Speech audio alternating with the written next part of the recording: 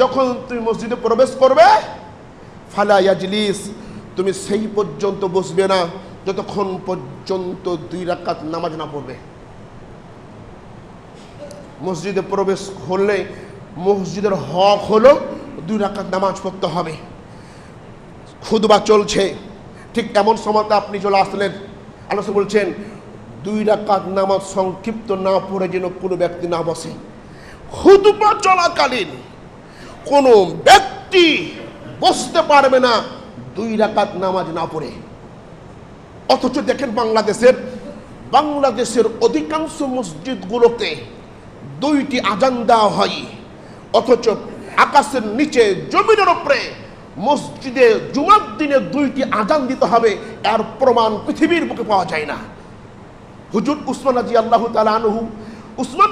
তাআলা আনহু আজান দিয়েছিলেন বাওরা নামক বাজারে, মসজিদে 2টা আজান দেয়নি।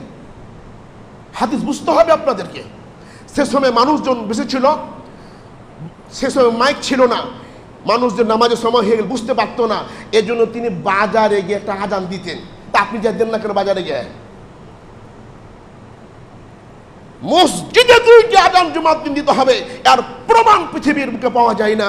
আবার দেখেন জুমার দিনে একটি আজান দেওয়ার পরে মেম্বারে বসে হুজুর বাংলায় বয়ান করে, বয়ান শেষ করার পরে বলে যাদের সুন্নাত পড়া হয়নি তারা সুন্নাত পড়ে নেন। সুন্নাত পড়ার পরে ইমাম সাহেবের সামনে একজন দাঁড়িয়ে আজান দেয়, ইমাম সাহেব আবার আজান শোনার পরে দাঁড়িয়ে আরবিতে কি যেন বলে। যে পদ্ধতি পৃথিবীতে দেখতে পাওয়া যায়, এই পদ্ধতির প্রমাণে কোনো সহি প্রমাণ পৃথিবীর উপরে পাওয়া যায় না, অথচ বাংলাদেশ অধিকাংশ মসজিদে এই নিয়মই চালু আছে। দেখেন বাংলাদেশে যে কোনো মসজিদ যাবে, আগে একটা আজান হয়ে যাবে, পরবর্তীতে ইমাম সাহেব বাংলায় খুতবা দিবে, বাংলায় খুতবা দেওয়ার পরে যাদের সুন্নাত পড়া হয়নি তারা সুন্নাতটা পড়ে নেন। আর আরো সে বলছে খুতবা চলাকালীন মসজিদে আসলে 2 রাকাত পড়তে হবে।